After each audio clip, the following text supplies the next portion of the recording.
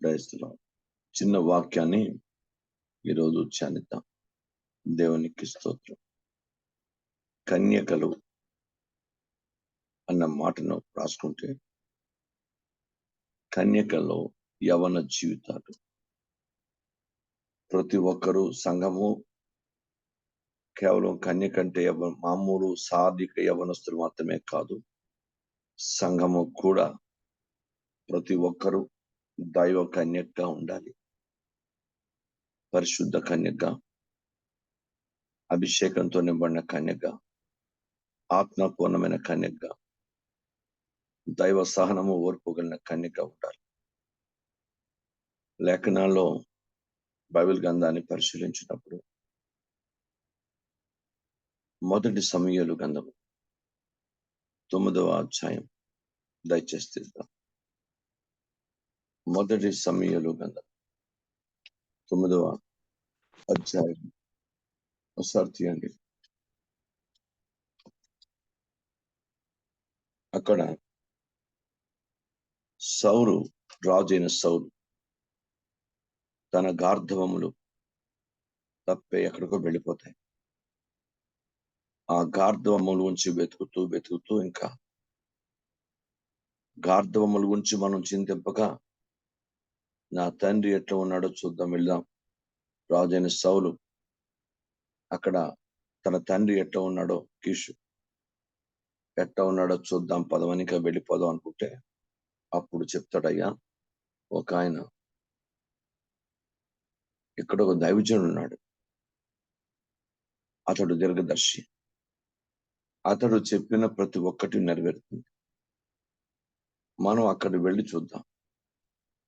మరి అతని దగ్గర మనం వెళ్ళడానికి మన దగ్గర ఏమీ ఉండాలి కదా. దైవజనుడు తిని వెళ్ళండి, నా దగ్గర పావుతలం బెండి ఉంది, ఆ పావుతలం బెండి అతనికి ఇచ్చి మనం అతను ప్రార్థన చేయించుకుని వద్దాం అని చెప్పి బయలుదేరుతాం.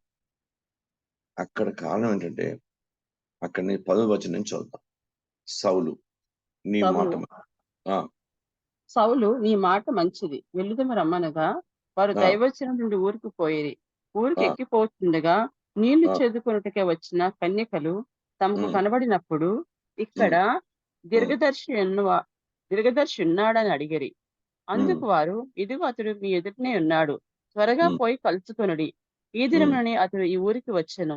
నేడు ఉన్నత స్థలమందు జనులకు బలి జరుగును గనుక ఊరిలోనికి మీరు పోయిన క్షణమందే అతడు భోజనం చేయుటకు ఉన్నతమైన స్థలములకు వెళ్ళక మునిపే మీరు అతని కనుగొందురు. అతడు రాకమునుపు జనులు భోజనం చేయరు. అతడు బలిని ఆశీర్వదించిన తరువాత పిలువబడిన వారు భోజనం చేయుదురు. మీరు ఎక్కిపోండి, అతని చూచుటకు ఇదే సమయమని చెప్పిరి. వారు ఊరిలోనికి రాగా ఉన్నతమైన స్థలమునకు వచ్చిన సమూయేలు వారికి ఎదురుపడెను. దైవజను గురించి అంత మంచి సమాచారం, ఉన్నత సమాచారం అక్కడ వాడు ఇవ్వగలిగారు. ఎంత ఓర్పు, ఎంత సహనంతో. అగో అక్కడే ఉంటారండి, అక్కడికి వెళ్తే మీరు ఎవరినాడు చెప్తారు, జనరల్ గా బాబు పాలన వారు వెళ్ళక్కడంటే మా పక్క వెళ్ళండి, అక్కడికి వెళ్తే ఎర్ర బిల్డింగ్ ఉంటుంది, లేకపోతే ఒక పక్కనే సిమెంట్ బిల్డింగ్ ఉంటుంది, అక్కడికి వెళ్ళి కొనుక్కొని చెప్తారు అని అనేస్తారు జనరల్ గా. కానీ ఈ కన్యకలు చాలా ఓర్పుతో సరైన సమాచారం ఇచ్చారు. ఆ దైవజనుడికి వస్తాడు, అప్పుడు బలి అర్పణ జరుగుతుంది, అప్పుడు భోజనం ఏర్పాటు చేస్తారు, ఆయన రాకముందే, ఆయన వచ్చి వెళ్ళిపోకముందే మీరు వెళ్ళండి.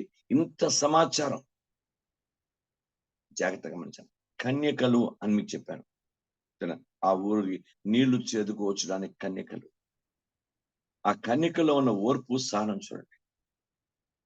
క్రైస్తవ సంఘము దైవిక కన్యకగా ఉండి ప్రతి ఒక్కరికి దైవ సమాచారం, చాలా దేవునికి మహిమకరమైన సమాచారం అందజేయగలిగిన వ్యక్తిగా ఉండాలి. సాలిడ్ సమాచారాన్ని, సరైన సమాచారాన్ని, వాళ్ళు విని ఆశ్రయించబడ్డానికి కావలసిన సమాచారాన్ని, వాళ్ళు విని దాని తలక కార్యం పొందుకునే సమాచారం అందించడానికి, వాళ్ళు దేవుని కార్యాన్ని పొందుకునే సమాచారం అందించాలి. దైవిక కన్యకగా ఉండాలి. కన్యకలు అంటే సోగు చేసుకునే కన్యకలు కాదు, లోకానుసారంగా ఉండే కన్యకలు కాదు, శరీర సంబంధమైన కన్యకలు కాదు, ఆత్మ అభిషేకము కలిగిన కన్యకలుగా, వాక్యము కలిగి ఉన్న కన్యకలుగా, సరైన దేవునికి అభిషేకము కలిగిన కన్యకలుగా, బుద్ధి జ్ఞానములు కలిగిన కన్యకలుగా, దేవునికి మహిమ తెచ్చు కన్యకలుగా సంఘంలో ప్రతి ఒక్కరు పనిచేయగలిగితే, ఎవరికైనా సమాచారం ఇచ్చినప్పుడు ఆ క్రీస్తు గురించి, దేవుని గురించి, పరిశుధాత్మ గురించి, తండ్రి గురించి, పరలోకం గురించి, దైవ చిత్తం గురించి, దేవుని కార్యాల గురించి సరైన వివరణ, సరైన సమాచారం ఇవ్వగలిగిన కన్యకలు ఇప్పటి కాలంలో కావాలి. వాళ్ళు నీళ్లు చేదుకోవడానికి వచ్చారు. దేవునికి స్తోత్రం. బైబిల్ గ్రంథం చెప్తుంది, నీళ్లు దేవుని పాదాల దగ్గర, నీళ్లకు పరిశుద్ధాత్మకి, వాక్యానికి సాదృశ్యం ఉంటాయి. దేవునికి స్తోత్రం. వాళ్ళు ఎంత ఆలోచిస్తే ఇంత సమాచారం వాళ్ళు ఇవ్వాల్సిన పరిస్థితి అక్కడ లేదు. కానీ వాళ్ళు ఎంత ఓర్పుతో, స్థానంతో దేవుని వాక్యానుసారంగా అంత దైవికమైన సమాచారం, వాళ్ళు కంప్లీట్ సమాచారాన్ని వాళ్ళు ఇస్తున్నారు అక్కడ. ఆ సమాచారం బట్టే సౌలు రాజు అక్కడ వెళ్ళి ఆ దీర్ఘదర్శనం లేక సమయలను కనుగొని అక్కడి నుంచి ఆయన కార్యం పొందుకున్నట్టు లేఖనాలు వస్తున్నాయి. దానికి దైవ చిత్తం కూడా, దైవ ప్రణాళికలు కూడా అక్కడ ఏర్పాటు చేయబడింది. సౌలుని ఇక్కడ తీసుకురావాలని దైవ చిత్తం, అది దైవ ప్రణాళిక. ఆయన అంటాడు, తండ్రి ఎట్లా ఉన్నాడో ముందు మన తండ్రి దగ్గర వెళ్ళిపోదాం అంటే ఆ పనివాడు చెప్తాడు, వద్దయ్యా, ముందు మనం గార్ధ్వముల గురించి, ఇక్కడ ఒక దీర్ఘదర్శి దైవజనుడు ఉన్నాడు, అతను ఏం చెప్పినా జరుగుతుందని విన్నాను, ముందు అతని దగ్గరికి వెళ్ళి చూద్దాం అని చెప్తే, నీ మాట మంచిది, పద వెళదాం అంటాడు. బైబిల్ గ్రంథం పరిశీలించండి. ఈ రోజు కన్యక అంటే ఏదో కన్యకలు కాదు. మన పరిస్థితి అలాగా, మనం చెప్పింది అలాగా, మన బతుకులాగా, మన ఇవన్నలాగా అలా కాదు. నేను, మీరు అందరూ నేర్చుకుందాం. వాళ్ళు ఎంత మంచి సమాచారాన్ని ఇవ్వగలిగారు. వాళ్ళ కార్యము, ఒక వ్యక్తి దేవుడి నుంచి కార్యం పొందుకోవాలంటే ముందు దేవుని బిడ్డలు, దైవ సేవకులు సరైన సమాచారాన్ని ఆ వ్యక్తికి చేరవేయాలి. వారి హృదయంలో, వారి మనసులో, వారి ఆత్మలో ఒక దైవికమైనటువంటి ఆలోచన కలుగు చేయాలి. ఒక దైవికమైన ధైర్యాన్ని వాళ్ళకి, ఇంత దూరం వచ్చే మనం సమయాల్ని లేక దీర్ఘదర్శిని కలవకుండా వెళ్ళిపోతాం అన్నట్టు పరిస్థితి కాకుండా, వాళ్ళు తప్పకుండా దీర్ఘదర్శి మీరు మీ ఎదుటే ఉన్నాడు, ఇక్కడే ఉన్నాడు, మీరు త్వరగా వెళ్ళండి, ఆయన అక్కడి నుంచి వెళ్ళపోక ముందే మీరు వెళ్ళండి. ఇంత సమాచారం వాళ్ళు ఎలాగా అంటే, వాళ్ళు ఏ సమాచారం తెలుసో, ఏ సమాచారం ఎరిగి ఉన్నారో, వాళ్ళు ఎంత చక్కగా దైవిక ఖచ్చితంగా ఉన్నది ఉన్నట్టుగా కలుపుతం లేకుండా దైవిక సమాచారాన్ని అందజేశారు. అలా మనం దేవుని గురించి, యేసుక్రీస్తు గురించి, తండ్రి, కుమార, పరిశుద్ధాత్మ గురించి, పరలోకం గురించి దైవిక సమాచారం కరెక్ట్ గా మనం ఇతరులకు చేరవేయగలిగితే, వారి హృదయాల్లో నాటగలిగితే, ఎంతో మందికి విడుదల, ఎంతో మంది గొప్ప అద్భుతాలు, సూచికలు, ఆశ్చర్యాలు పొందుకునే దైవ కార్యాన్ని వాళ్ళు పొందుకుంటారు.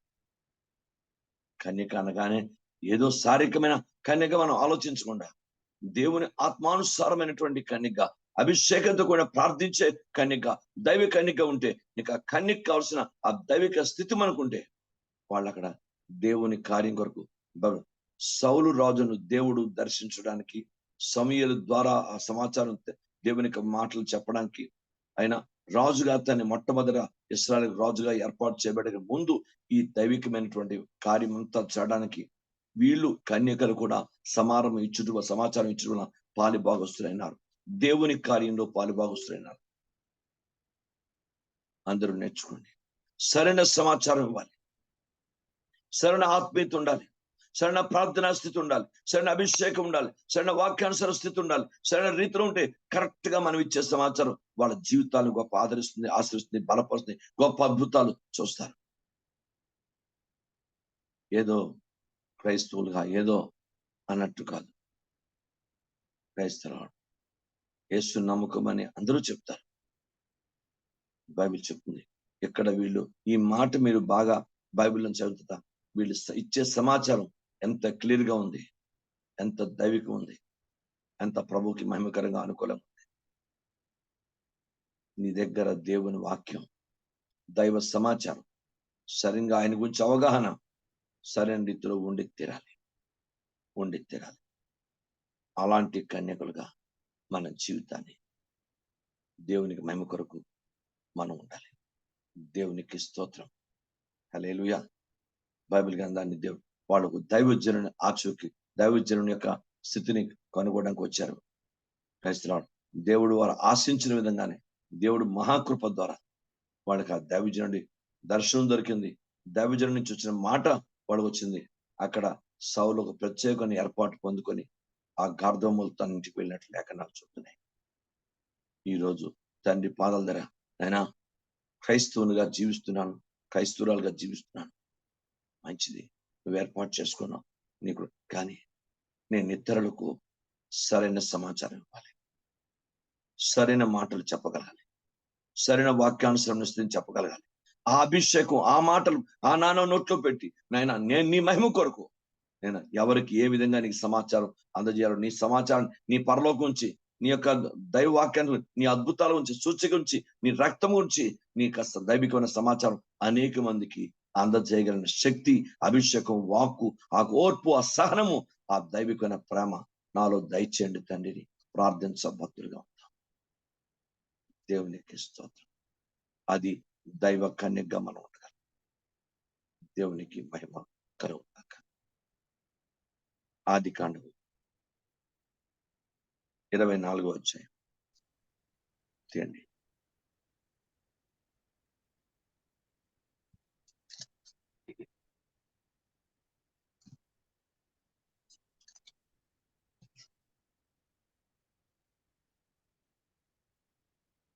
అబ్రహాము ఎలియాజర్ని తన కుమారుడుకు భార్యను చూసురమ్మని తన బంధువుల యొద్దకు పంపిస్తున్న సమయంలో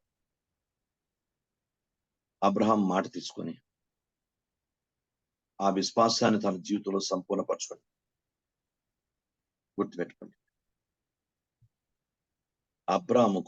అబ్రహాము ఎలియాజరుకు విశ్వాసాన్ని నూరిపోసాడు. ఒకవేళ ఆమె రాదంటే అంటాడు, ఒకవేళ ఆమె రాదంటే అప్పుడు ఎంత మంచి మాట. 40 వచనం చదవండి. అప్పుడు 39:40 అప్పుడు నేను నా యజమానునితో ఆ స్త్రీ నా వెంట రాదేమని చెప్పినందుకు అతడు, ఎవని సన్నిధి నేను జీవించుచున్నానో ఆ యెహోవా నీతో కూడా తన దూతను పంపి నీ ప్రయాణము సఫలం చేయును గనుక నీవు నా వంశస్థుడు నా తండ్రింటి నుండి నా కుమారునికి భార్యను తీసుకుని వచ్చేదవు. ఎవరికైనా విశ్వాసాన్ని నూరిపోయాలి. మనం విశ్వాసాన్ని నూరిపోసాడు అబ్రహాం. వెళ్ళు, ఒకవేళ రాకపోతే నీకు ఆ ప్రమాణం నీకు చెలగబోదు. వెళ్ళు, నువ్వు తీసుకొస్తావు. ఎంత ధైర్యం, ఎంత ధీమా, ఎంత బైబిల్ గ్రంథలే అష్యూరెన్స్ దేవుడు అబ్రహాము ద్వారా ఎలియాజరుకి ఇప్పించాడు. ఎలియాజరు విశ్వాసం బలపడింది. బైబిల్ గ్రంథాన్ని పరిశీలించండి. ఎలియాజరు దేవుని దగ్గర చూడండి, అక్కడ మనం చూద్దాం. లేకుండా నేను 43వ వచనం, నేను నీళ్ల బావి వద్ద నిల్చుండగా నీళ్లు చేదుకుంటూ వచ్చిన చిన్న దానితో నీవు దయచేసి కడవ నీళ్లు కొంచెము తెమ్మని నన్ను తాగనిమ్మని చెప్పినప్పుడు, నీవు తాగుము, నీ ఒంటెలకు చేదిపోయిందని ఎవత చెప్పునో ఆమె నా యజమాని కుమారునికి యెహోవా నియమించిన పిల్ల ఉండును గాక అని మనవి చేసుకుంటుంది. విశ్వాసం ఏ రీతిలో పెరిగించండి. ప్రజలకు మనం ఏ విశ్వాసాన్ని నూరిపోస్తాం ఆ విశ్వాసమే ఉంటుంది. దేవుని స్తోత్రం. అంటే కన్యగా నీ దగ్గర విశ్వాస పరిపూర్ణతలోనికి రావాలి. దైవిక విశ్వాసంలో ఎదగాలి సంఘము దేవుని కన్యక. సంఘంలో ప్రతి ఒక్కరూ నీవు విశ్వాసం ఉంటూ తోటి వారిని విశ్వాస అభిషేకంలోనికి, విశ్వాస మార్గంలోనికి నడిపించాలి. అలాంటి దైవ శక్తిని, అలాంటి దైవిక విశ్వాసాన్ని మన జీవితంలో ముందు మనం పెంపొందింప చేసుకోవాలి. దేవుని స్తోత్రం. మామూలు పరిస్థితులు, దైవవాక్యాన్ని వ్యతిరేకమైన పరిస్థితుల్లో ప్రతి ఒక్కరు జీవితాన్ని ఈరోజే దేవుని దృష్టిలో కరెక్ట్ చేసుకుందాం. ఏమో జరగదేమో, ఏమో అలాదేమో, ఎలాదేమో అంటే ముందే వెళ్ళిన వారికి, అవతల వారికి భయం వచ్చేస్తుంది. తప్పకుండా దేవుడు కార్యం చేస్తాడు, భయపడకండి అని ధైర్యం చెప్పగలిగిన ధైర్యం మన దగ్గర ఉండాలి. మన దగ్గర ఆ దైవిక ప్రార్థనా స్థితి, ఆత్మీయ స్థితి, ఆ దైవిక ఓర్పు, సహనం, అభిషేకం, ఆ ప్రార్థనా జీవితం మన దగ్గర ఉంటే దేవుడు మన నుంచి తోటి వారికి విశ్వాస అభిషేకాన్ని, విశ్వాస ఆ దైవిక ప్రవాహాన్ని ప్రవహింపచేస్తాడు. అబ్రహాము విశ్వాసాన్ని నూరిపోసాడు. దైవిక అతడు ఆ విశ్వాసాన్ని పట్టుకొని అతడు ఎలియాజరు ప్రార్థన చేయడం విశ్వాస ప్రార్థన చేశాడు. నా యజమానికి ఆ బిడ్డ భార్య అగును కాక అని చెప్పి. దేవుని స్తోత్రం. కరెక్ట్ గా ప్రార్థన ముగించినప్పటికీ ఒంటెలతోనే అక్కడ నీళ్లు పోయడానికి చేదుకోవడానికి రెబెకా తన యొక్క బృందం బయలుదేరి వస్తున్నట్టు లేఖనాలు స్పష్టపరుస్తున్నాయి. ఎంత అద్భుతం చూడండి. ఎవరికైనా విశ్వాసాన్ని నూరిపోయాలి. అలాంటి దైవవాక్యం మన దగ్గర ఉండాలి. అలాంటి దైవాత్మ అభిషేకం మన దగ్గర ఉండాలి. అలాంటి ప్రార్థనా స్థితి మన దగ్గర ఉండాలి. దేవునికి స్తోత్రం. నేనైనా మీరైనా మనం చల్లగొండి మరొకరిని చల్ల చేసి మనం పడుకొని ఇంకోటి పడుకోబెట్టే పరిస్థితులు మనం దైవవాక్యం వ్యతిరేకంగా ఉండే పరిస్థితి మనకు ఉండకూడదు. ప్రజలు దెబ్బతింటారు, విశ్వాసం దెబ్బతింటుంది, దేవుని కార్యం దెబ్బతింటుంది. ముందు మనం అలర్ట్ అయిపోవాలి. దేవుని స్తోత్రం. ముందు మనం అందుకే లేఖనాల్లోని ఇక్కడ వీళ్ళు ఎలియాజరు అబ్రాహాము ఎంత విశ్వాసానికి చక్క విశ్వాసం మాటనిచ్చాడు. ఆ మాటను తీసుకొని ఎలియాజరు విశ్వాసంతో ప్రార్థన చేస్తే దేవుడు కార్యాన్ని చేశాడు. అందుకే మనం మండుతూ తోటి వాడిని మండించాలి. మనం వెచ్చగా ఉండి మరొకరిని వెచ్చగా మార్చాలి. మనం అభిషేకంతో ఉండి మనం దైవిక మాటలను ఇతరులకి మనం చేరవేయాలి. మామూలుగా ఉండే పరిస్థితి ఉండకూడదు. దేవుని స్తోత్రం. నేను మీరు నేర్చుకుందాం. బైబిల్ గ్రంథం చెప్తుంది ఎప్పుడు అలా చేశాడో దేవుడు అద్భుతంగా లేఖనం చెప్తుంది. వాక్యంలో క్రైస్తవుడు రెబెకా అక్కడికి రావడం, రెబెకా నీళ్లు చదువుకొని రావడం, ఆ నీళ్లు ఎక్కడ రెబెకా గురించి ఆలోచిద్దాం. దేవుని స్తోత్రం. బైబిల్ గ్రంథం నీవు త్రాగుము 14-24 చదువుతున్నాను. చిత్తగించుము, నేను ఈ నీళ్లు ఓట ఎద్దు నిల్చున్నాను.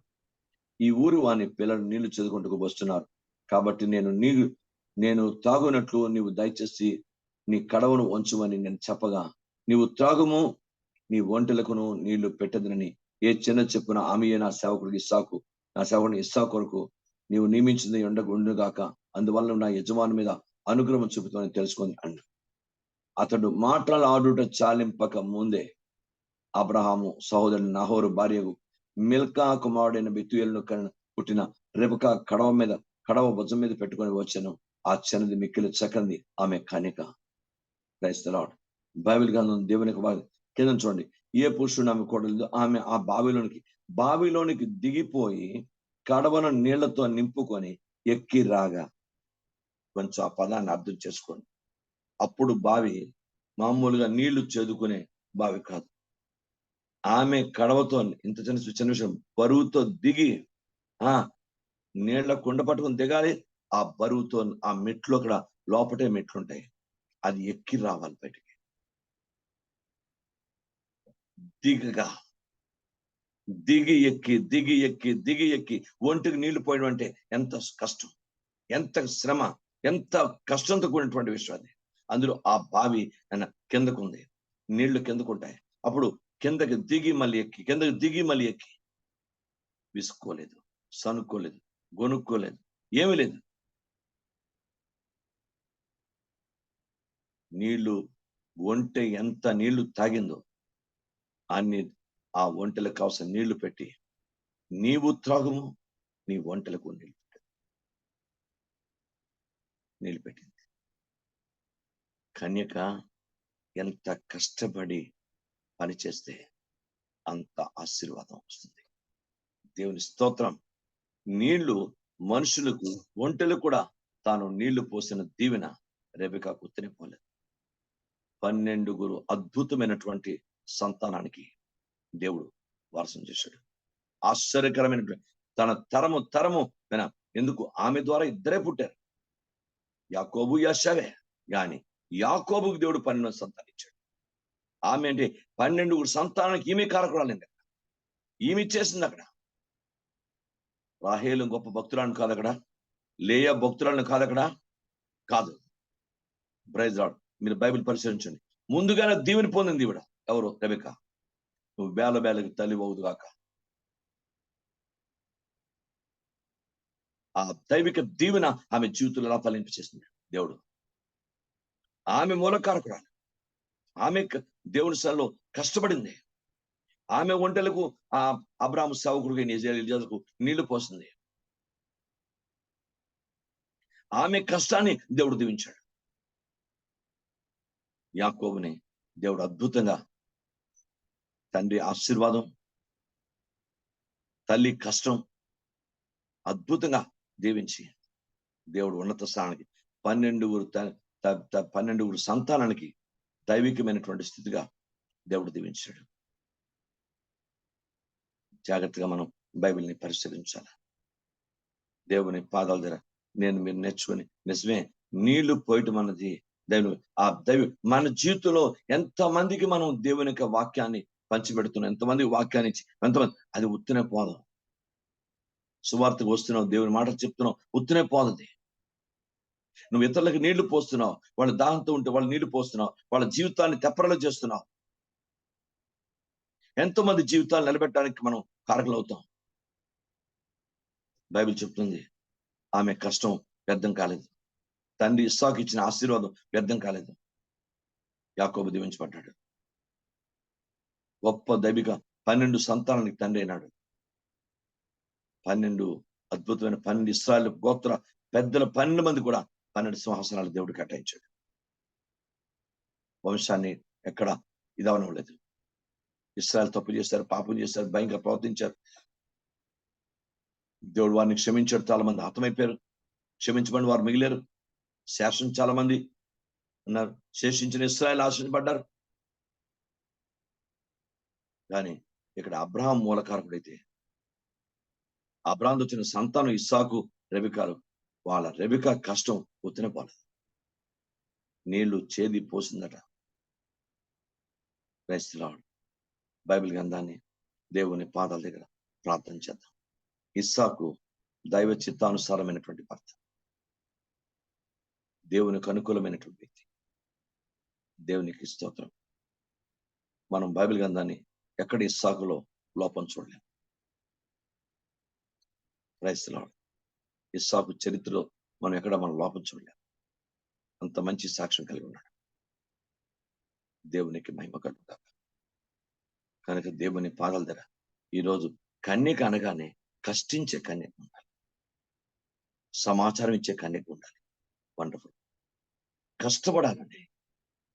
కష్టపడకుండా దేవుని రాజ్యం విస్తరించబడదు. కష్టపడకుండా దేవుని పరిశుద్ధాత్మ కార్యాలు జరగదు. కష్టపడాలి. దేవునికి స్తోత్రం. దేవునికి మహిమ. ఉదయకాలం రాత్రి బాగా చెప్పాలంటే మధ్యాహ్నం ఇంటికి వచ్చినప్పటికే కొంచెం అలిశాను. మధ్యాహ్నం 2:30 గంటకి ఇంటికి వచ్చాను. కాసేపు జారపడ్డాను. మళ్ళీ లేచి ప్రార్థన చేసుకొని మళ్ళీ సిద్ధపడాలి కదా సాయంకాల కూడికి.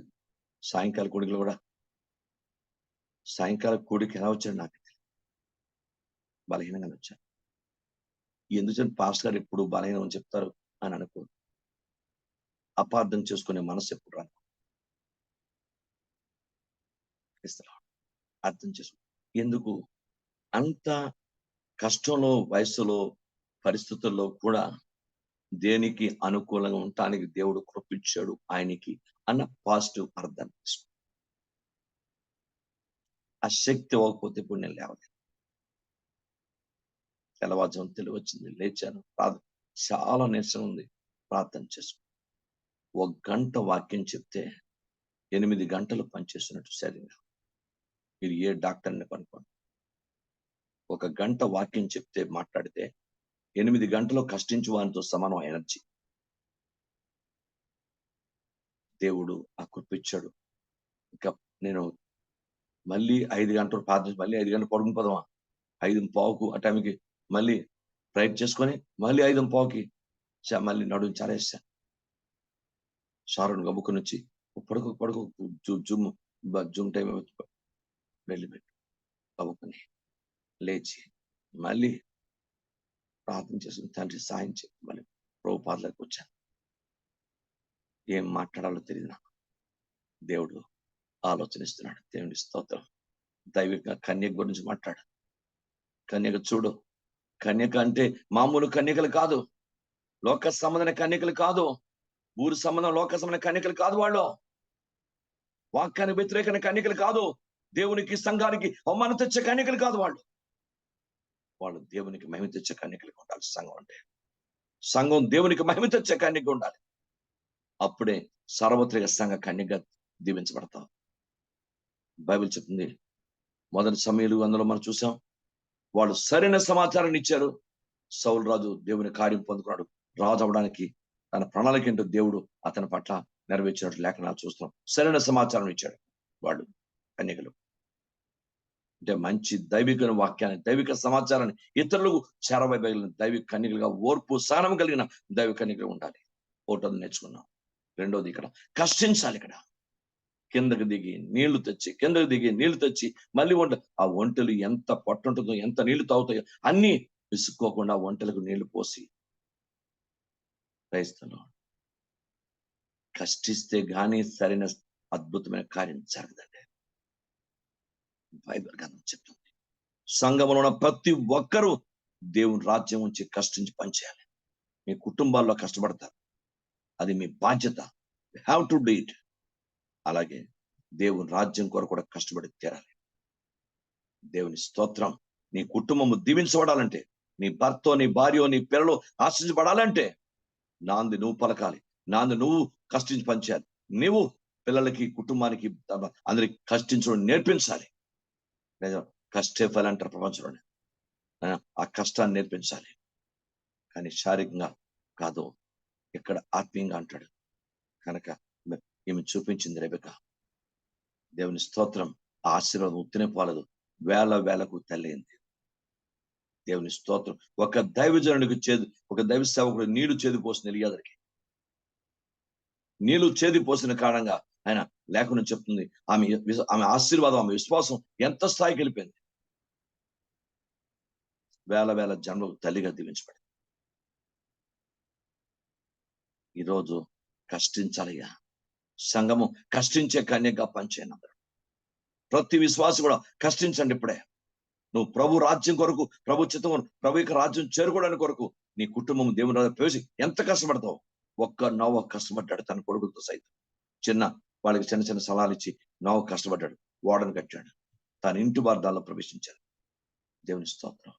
నువ్వు కష్టపడకుండా నీ కుటుంబం దీవించబడతావు. దేవుని స్తోత్రం కలుగును గాక. హల్లెలూయా. అందుకే దేవుని బిడ్డ, కనీసం ఇప్పుడైనా, ఎంతవరకు ఎలా ఉన్నా, ఎంతవరకు ఏ స్థితిలో ఉన్నా, ఎప్పటికైనా ప్రభు కొరకు కష్టించే కన్యగా, దైవ కన్యగా, ఓర్పు సహనం కలిగిన, సరైన సమాచారాన్ని ఇతరులు చేరవేసే దైవ జ్ఞానం కలిగిన దైవ కన్యగా దీవించబడ్డ మనకు అవసరం. అలాంటి కృప నాకు ఇవ్వండి తండ్రి. అలాంటి జీవాన్ని నా జీవితంలో దయచేతండి. అలాంటి అభిషేకాన్ని, అలాంటి ప్రార్థనను, అలాంటి అభిషేకాన్ని, కృపను, వాక్యాభిషేకాన్ని, ఆత్మాభిషేకాన్ని నాకు ఇవ్వండి తండ్రి. నేను అలా నీ మహిమ కొరకు జీవించాలని ఆశపడుతున్నాను. నాకు సహాయం చేయండి తండ్రి. దేవునికి స్తోత్రం. అలా ఉండకుండా praise the name of Jesus.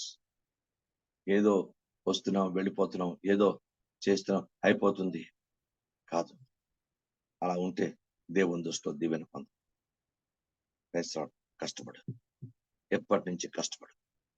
Maximum నీ శరీరాన్ని, ఆత్మని, ప్రాణాన్ని, మనసుని ప్రభు రాజ్యవ్యాప్తిలో కష్టానికి అలవాటు చేయి. నీ శరీరాన్ని దేవుని రాజ్య పని కొరకు ఎక్కువగా మనసుని అలవాటు చేయి. ఎక్కువ దేవుని శక్తిని అలవాటు చేయి. దేవుని శక్తి పొందుకోవడానికి ఒకరోజు నీ కష్టమే నీ కుటుంబాన్ని అద్భుతంగా ఆశించుతుంది. దేవుని స్తోత్రం అన్నదాక నీతిమంతుని పిల్లల్ని దేవుడు భిక్షమెత్తుకునేవాడు, వారిని అద్భుతంగా దీవించేస్తాడు. దేవునికి స్తోత్రం. అబ్రహాం మూలపురుషుడిగా తాను చేసిన ఆ దైవిక సేవే ఆనాడు ఇశ్రాయేలు 12 గోత్రాలకు కానీ, 6 లక్షల కాల్బలను కానీ ఎవరికైనా దీవెన తెచ్చేది బికాజ్ ఆఫ్ అబ్రహాం ఆనాడు కష్టించాడు.